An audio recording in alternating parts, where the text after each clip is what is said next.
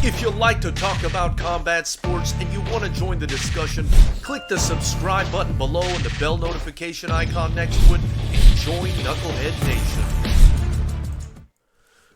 What's going on, Knuckleheads? Welcome again to the FightersRep video podcast. I'm your host, the FightersRep, and a lot of controversy has been swirling around after UFC 247, Jon Jones versus Dominick Reyes. This is our aftermath video. Just something I wanted to discuss with everybody in Knucklehead Nation. See what you guys think now that you've had a little bit of time to soak in exactly what happened on Saturday night when Dominick Reyes put up a hell of an effort against Jon Jones, but came up just short. Unless, of course, you're talking to Judge Solis, who happened to score it 4-1 for Jon Jones. And, you know, this is something I want to discuss with you guys because oftentimes, or rather so many times on this channel, we bring up corruption. We bring up another issue that runs neck and neck with corruption, and that's incompetence. That's incompetence, and that is something that really reared its head, I felt like, a lot at UFC 247. I feel like one of the biggest talking points of UFC 247 now at this point is corrupt judging and incompetent judging. And I think that it's very important for us to know the difference. To know the difference, right? Because you know, corruption obviously implies intent, whereas incompetence just, you know, you don't know any better. So that's something that may have happened at this last fight. I mean, we're not sure if the poor judging, which everybody's lashing out about, was due to corruption or incompetence. And, you know, the judging took such a front seat in the conversation. It became such a huge deal in the conversation related to UFC 247 that Joe Rogan is now involved. And, you know, obviously because he was calling out, allegedly one of the judges wasn't even watching the fight when the fight was happening. And that was the bout between Murphy and Lee, where Joe Rogan was basically saying, hey, one of these judges is not even watching this fight. And, you know, that really calls into question the integrity of the athletic commission in Texas that was dealing with this fight. You know, again, it's the athletic commissions that are sent, and they're the ones that send their officials to come and watch over these fights and make a decision. And, you know, when the state athletic commission is responding to Joe Rogan's controversial comments, you know it's problematic. And that's actually exactly what happened today. It looks like the Texas Department of Licensure and Regulation, which oversees mixed martial arts events in Texas, essentially issued a statement. And basically what they're saying is that, people have differing opinions of what happens in a combat sports match. One thing that I thought was very damage control-y of them was when they said that they applaud the passion everyone is exhibiting about the sport. That's a very nice way to kind of take people's eyes off the ball. But essentially, you know, they're saying that, you know, they do their best to work with the promoter. They do their best to basically preserve the health and safety of the fighters. That's of the utmost importance to them. And I don't doubt that. You know, I don't doubt that. But at the end of the day, and I've brought this up so many times on this channel, whether it's corruption or whether it's incompetence, you know, things can be done about this. And the thing that can be done about this unfortunate topic that I think is taking away from an incredible fight card and an incredible main event. But what can be done about this is more people should sign up to be part of their state athletic commissions. Now, these are state, basically entities, organizations where anybody can sign up. Anybody can sign up and become a judge or an inspector. All you got to do is take a couple courses or whatever it is that they require you to do at that specific state. And if you think you could do a better job, jump in there. And, I highly encourage, this is the only way we're going to change anything. Because as far as passing legislation or changing the rules, that is very difficult. And it's unfortunate. I don't know why it's that way. But just having dealt with athletic commissions myself, it seems that they're very difficult to change as far as the rules go. So judging criteria and things like that, I don't think that's an easy change. I'm not saying you guys shouldn't advocate for change there if you think it's going to be helpful. But I think an immediate change that can be made is more people who love the sport, more people who care about the sports, need to get off their ass and really support the fight game and go out there and sign up. If you think you can do a better job, if you've got a good eye for fighting, I've heard fighters go as far as to say, oh, well, they should only train or they should only allow former fighters to be judges and inspectors and so on and so forth. But, if you do that, isn't there some sort of inherent bias in a fighter? What if he's part of a team and it's a team he doesn't like, and they're fighting somebody that he does like? That's the problem, right, with bringing people straight from the fight game in there. But, forget all that. Regardless, even if you're a fighter and you believe, or you're involved in the sport and you believe only fighters should be allowed to judge and be inspectors and the like, sign up. Sign up. These state athletic commissions, these amateur athletic commissions, they would love nothing more than to have experienced fighters on their team, especially ones that are have achieved some sort of celebrity status or whatnot. So sign up if you think you're great. Go in there and be the difference, be the change you want to see in the world, is what they say.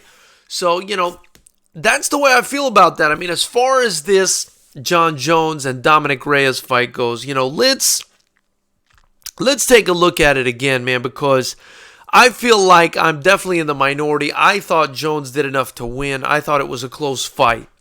And I felt like, yes, Dominick Reyes did a lot better. Did a lot better than a lot of people expected him to do. And, Jones has set such a high standard that we expect nothing but greatness from him all the time. And we don't expect anyone to land the shots on him that Reyes was able to.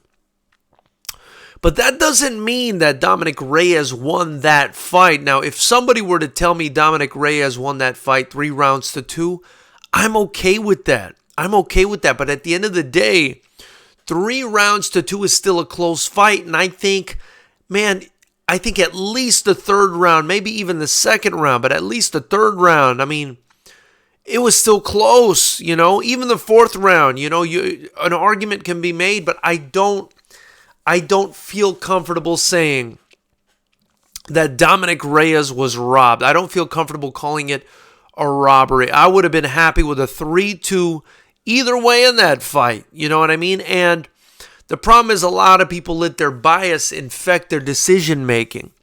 It shouldn't be that way. There were other real severe issues on this card that we can talk about as far as the judging goes. One fight that comes to mind was that Andre Ewell fight. I think Ewell is his name. And, he's a guy from down here. He's a guy from down here in California. So, I don't know much about Jonathan Martinez, his opponent, but I know Ewell, or I think it's Ewell. Anyway, I know he's a guy from down here, so I support him 100%. But, looked like he lost that fight. And it's problematic. It's problematic when the guy looks like he lost the fight and the judge that's really been at issue, Solis, is giving him, 3-0 in that fight, and then it happened again. It looks like in the Giles versus Krause fight, where the same judge is giving almost, implausibly, the first round to Giles when it should have gone to James Krause. That's what we need to look at. Those are the guys that we need to root out. The guys making really bad decisions. Somebody perhaps needs to have a sit down with them and ask them what it is they're looking at. What is it you guys are seeing that's making you guys make these decisions? What is your judging criteria? You know what I mean? I felt like the fact that those fights happened earlier on in the night, and then we had the Jones-Reyes fight, it really strengthens the case of the people who felt like Dominick Reyes won, because there was already what I would refer to as incompetent judging on the night. And I wouldn't go as far as to call it corrupt, because I don't have evidence of corruption. What I do have evidence of, though, just looking at it objectively, is incompetence. Anybody that was giving Giles that first round, incompetent. Anybody that gave Ewell all 3 rounds, incompetent. So it's just very, very strange to me that Judge Joe Solis, for whatever reason, it's unacceptable to me. It's unacceptable to me, and it's sad. At the same time, until we have some sort of, until we have some sort of clarity, until we have some sort of change, this is going to keep happening. And I think the only way to address it in the short term is to give people the encouragement they need to perhaps sign up for their state athletic commission. And of course, one thing that I left out that I don't think we can leave out is the fact that Solis scored the Jones-Reyes fight 49-46.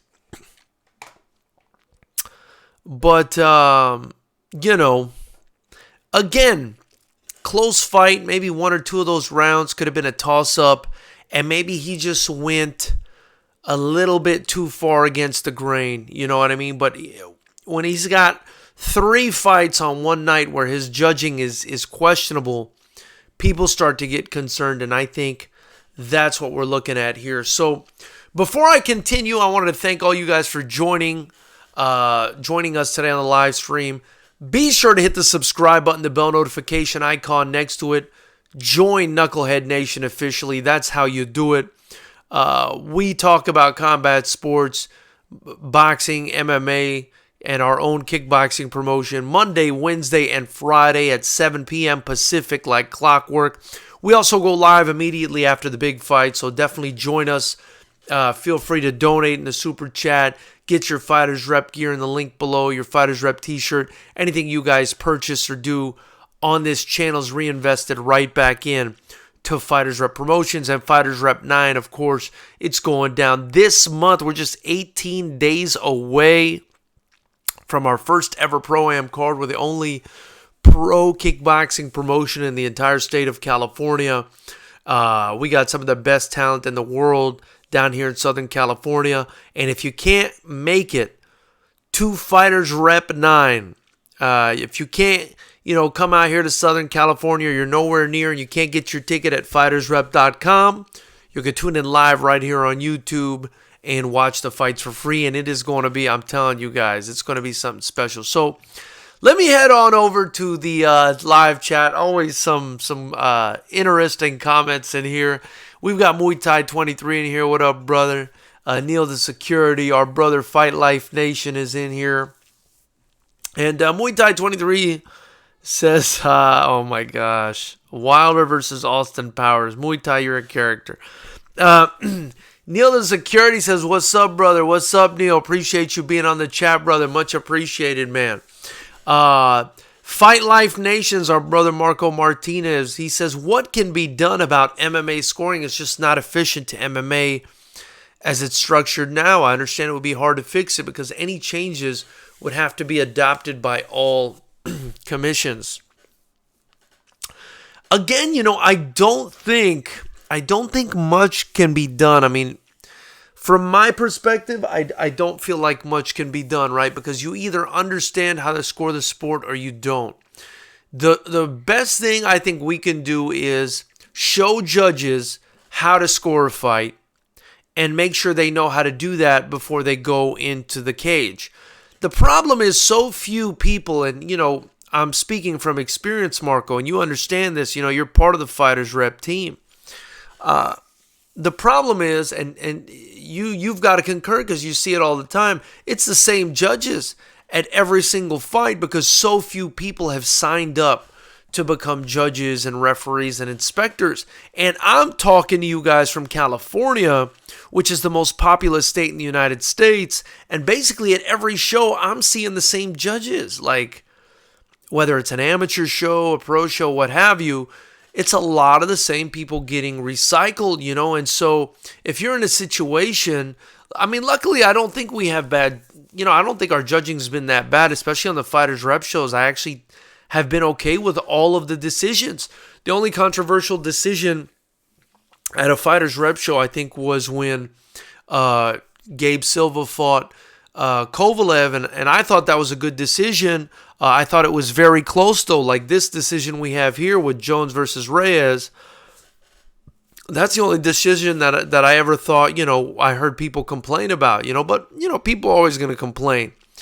But anyway, so, I mean, it's basically the same judges over and over again, and if we're in a massive state like California, and I'm seeing that, I mean, what are you getting in some of these other states? You know what I mean? Especially some of these other states that are much less experienced with combat sports, like Texas, How often have these guys, I don't know, and I mean, do they change them out? Is it the same judge? If the guy keeps showing that he's incompetent, are they going to change him out and try to look for another judge?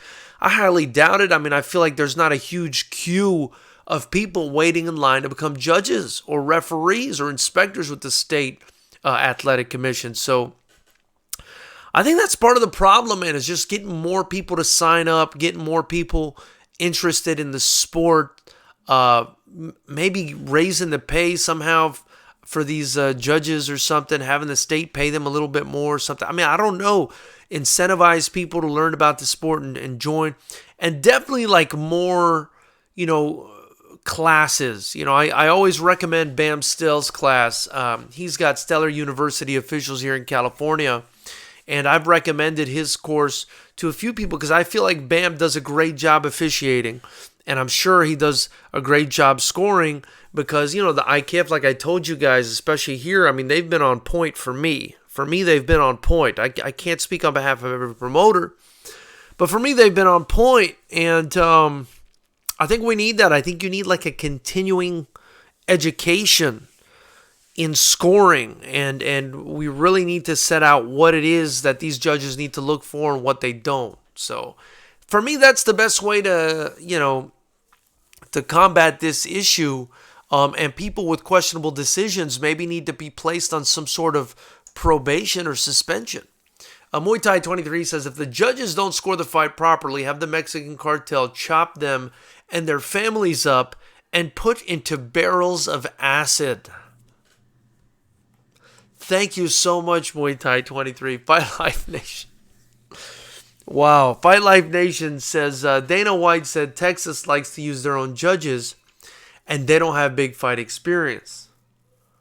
And I mean, we just talked about that. The commission will never admit mistakes, but Texas has had some horrible decisions in refereeing.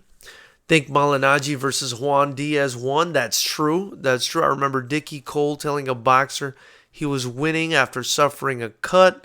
Not just fighters, trainers as well. I do remember that Malignaggi Juan Diaz won fight, and man, I remember Malignaggi going in on those judges about the inaccuracy of that scoring. So, you're definitely on point about that, Marco. Yeah, I mean, they have problems, and it's probably, again, the same officials getting recycled over and over again. I mean, so, once these people make a mistake, it's not like they're getting switched out. And let's see here. And here's here's an example. So it looks like the judge who's really been at issue, Solis. Let's see here. Joe Solis. So he's the judge that's really, catching the heat for everything that went down over the weekend. He debuted in 2014. I mean, so he's been at this for 6 years. He's been at this for 6 years. And I see an article here online that, he debuted at UFC Fight Night Swanson versus Stevens. And he was on the judging panel for 4 bouts that went to a decision. And the article that I found here, it looks like by the Body Lock MMA. Shout out to them, thebodylockmma.com. Looks like they did an article on who is Judge Solis. So the article I see here from them says that aside from Ricardo Lamas' unanimous decision over Akran Diaz, that this judge, Solis, was in the minority for all decisions when compared with those from media outlets. And that's pretty bad. That's pretty bad that you're in the minority as compared to every single, or as compared to most media outlets, And looks like he's now judged 10 fights for the UFC. And aside from 2 blatantly obvious decisions in favor of Lamas and Joe Benavidez, all of his scorecards have drawn criticism. Now, whether the solution, and this is the article saying this, whether the solution is greater training and education, more judges per fight, or reform to the judging criteria is unclear, but change is certainly required. And so, this goes back into what we're talking about here. I mean, for whatever reason, it is so extremely difficult to change the rules with these athletic commissions. I was actually suggesting some stuff, and, some people might call me crazy, but whatever. I was actually suggesting an issue that I have with the athletic commissions here is, in California, it's so expensive, right? And I'm telling you guys this to show you how difficult it is to try and, change anything here. In California, it's so expensive to do medicals as a professional fighter. I mean, the only real knowledge I have is the doctor that's, closest to my area, and apparently the one that most people use. It's $810 for a fighter to get medicals done. I mean, that's insane, like a lot of people are probably not getting paid that much to fight, like $810. I mean, that's at the very least, an entire purse, half a purse, and in some parts of the country, that's an entire purse, easy. And, I told them, I was talking to someone from the commission, and I said, well, why don't we consider using the same medicals for the amateurs as you are for the pros? I mean, they're both getting in there, they're both fighting, they're both exchanging bodily fluid. I don't get it. Like, why is there so much emphasis and expense related to the pro fighters and hardly anything to the amies? If the amies are actually, probably more susceptible to getting damaged, considering they don't really know what they're doing. So, they basically told me, oh, that's not something I can help you with. I said, oh my goodness. So, I mean, this must be like a state legislative kind of thing that needs to be passed. I mean, we probably need to go to the officials of the state and speak to them directly. And at the same time, I mean, if you push for less medicals, and you're a member of the commission, I mean, it probably makes you look insensitive to the fighters. But, I mean, for me, it just makes sense. I mean, if you're going to allow amateurs to fight, with just 3 blood tests or whatever and a physical, then you should do the same for the pros instead of having them run through MRIs and CAT scans and this and that. I mean, who's to say an amateur fighter with a few fights under his belt hasn't already done, more damage to his body than a lot of these pros have, That's the thing, and who's to say they're as prepared to defend themselves? I mean, typically they're not. Typically they're more, again, they're probably more susceptible to be getting hurt. But who knows, guys? Who knows? That's where I'm at on this one. Let me see what else is going on here. So Fight Life Nation says Dana White acted weird. Hold on. I think there's something, this is from Fight Life Nation, I think there's something to be said when a guy reaches legend status and seems unbeatable, people want to see them lose. Dana White acted weird after saying he isn't there to score the fight or berate the judges, but when GSP took an ass whooping, he was adamant Hendricks should have won.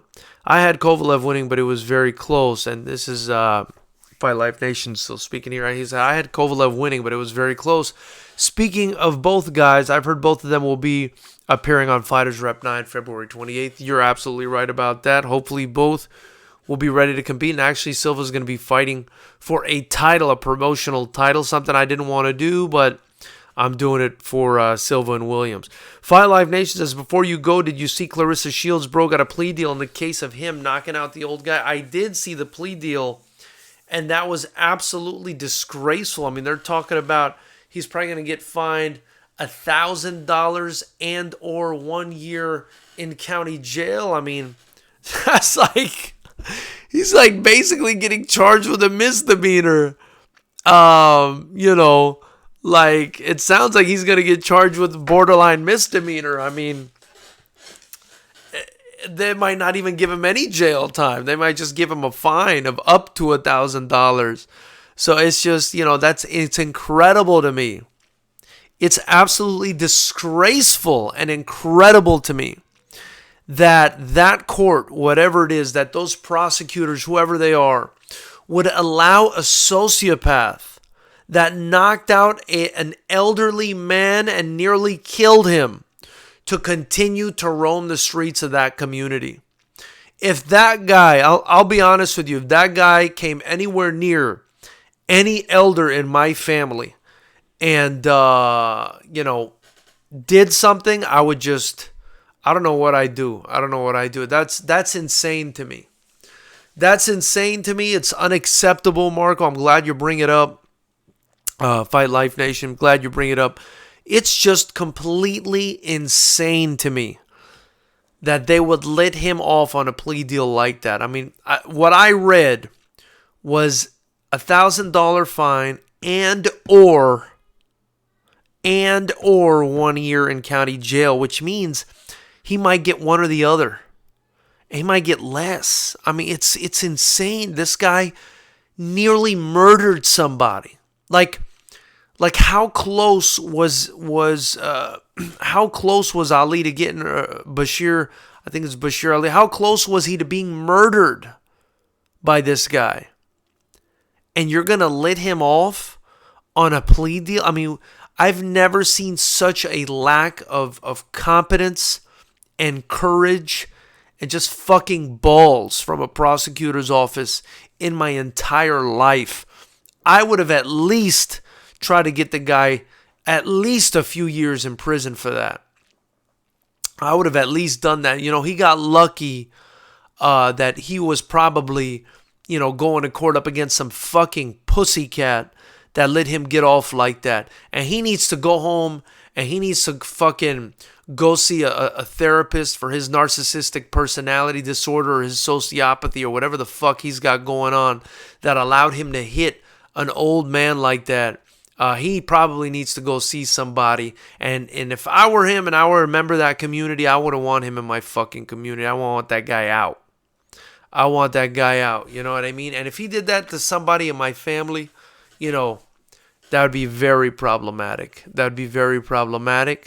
I'm not sure. There's a lot of people, in this world that will not let you get away with something like that. And somebody hit an old man in my family like that, did him like that. I don't know if you're going to get away with that. That's terrible. My understanding is the civil suit is still on the table. I hope Bashir wins the civil suit. I hope he wins the civil suit. I hope he takes everything that this guy has, and this asshole has to start over. Because really, I think it's pathetic. But that's my opinion. Maybe I'm a jerk. I don't I don't agree. There's nothing that an old person can say. There's nothing that an old person can say that should allow a young person to walk up to them and knock them out and nearly kill them like that. That's pathetic. Fight Live Nation says, before you go, oh yeah, no, I already read that part. Luis Hernandez asks, how can I become a boxing judge in California? Luis, I would reach out to Dan Bam Stell. Okay, you can find him on Facebook. It might be under Dan Stell or Bam Stell. I would also go to the IKF website. You can reach Bam there. I'm sure he can guide you and help you into, getting there. Actually, you know what? I'm going to give you the information right now. I want you to give them, give them a holler if you're interested. Let's see here. I would reach out to the IKF. You could also reach out to the California State Athletic Commission, but I think it's a good idea to reach out to the IKF because Bam actually, he's actually one of the guys who co-founded the IKF, and he teaches, like I said, classes on how people can, a second here. Yeah, so on how people can judge. So give me one moment here, brother. I'm going to find this information for you.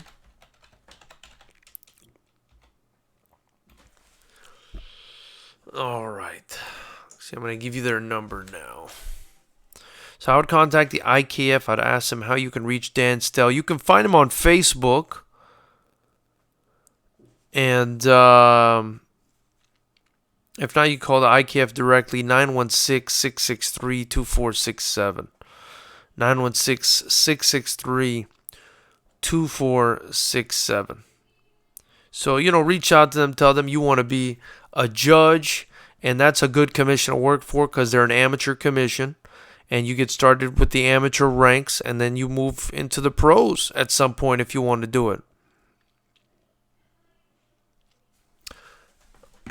Yep, that's what I would do if I were you. Let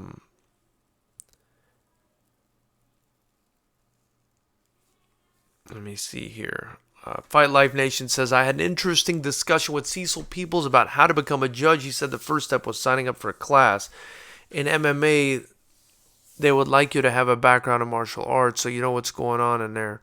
Then you try and judge a few fights for free with camo, and if you do well, they give you recommendations. Boxing should be similar. So Luis Hernandez says, I did reach out to CSAC, and I've applied several times, but they always tell me they have no openings. Been trying since 2016. That's crazy. Luis, but have you reached out, like I said, to the IKF, which is the Amateur Athletic Commission, that's the only one that's allowed to sanction striking matches, which is Muay Thai and kickboxing in the whole state of California. Only the IKF has jurisdiction over the amateurs there. And then instead of going straight to CSAC, because CSAC does the pros, right? CSAC is the mother, and beneath it is the two amateur commissions, the one for MMA, which is camo, and the one for striking, which is IKF. So I would reach out to camo if I were you, if you want to do MMA, and that's how you kind of, get your foot in the door. That's how you kind of get your feet wet, camo. And you could tell them that George Francis at FightersRep, you were watching George's podcast and you wanted to know how to apply, and he said, contact camo directly.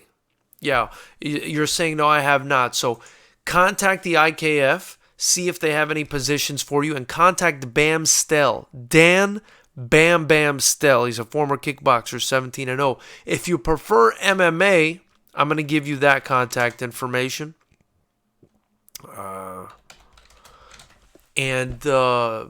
For MMA, the amateurs is camo. It's the California amateur mixed martial arts organization. Their website is camo-mma.org. I'm going to put it in the chat for you right now. All right. There you go. And watch this. I'm going to give you their contact information. So you can email them at info@camomma.org. I'm going to send you that now. They don't have their number up there. But yeah, I mean that's where I would hit them up. They have a link. I'm going to send you the link. It says become a referee, judge, inspector, or timekeeper. And I feel like these amateur commissions, they're always looking. They're always looking.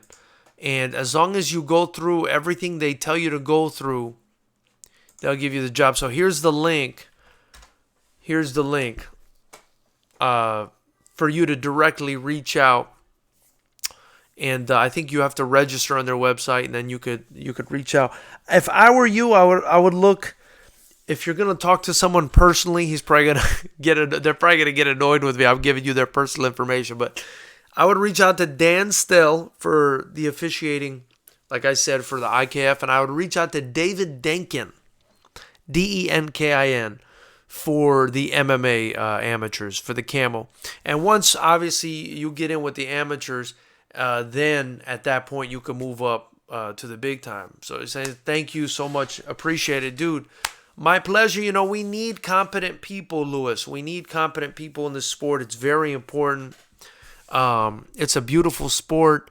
It creates so much opportunity for these young fighters and for everybody else that's involved. It's such a big deal for these fighters, and it's sad to see them kind of have their dreams ripped away from them in situations where they've lost and they didn't deserve to lose because of a bad decision or whatever it is. So, you're doing a good thing, I think, if you feel like you can do a good job, if you feel like you're a pretty sharp guy and you love combat sports, it's the best seat in the house. I mean, you do a couple free shows with Camo, and then my understanding is they start paying you after that. I mean, it's not a lot, but they start paying you after that, and then, you get some experience under your belt.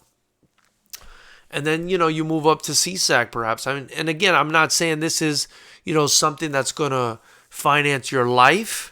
I don't know how much they pay. It's probably not that much. But you get the best seat in the house at the fights. It's an incredible community to become a part of. You don't know what kind of opportunities could stem from that. Maybe at some point you work for a big promotion or something.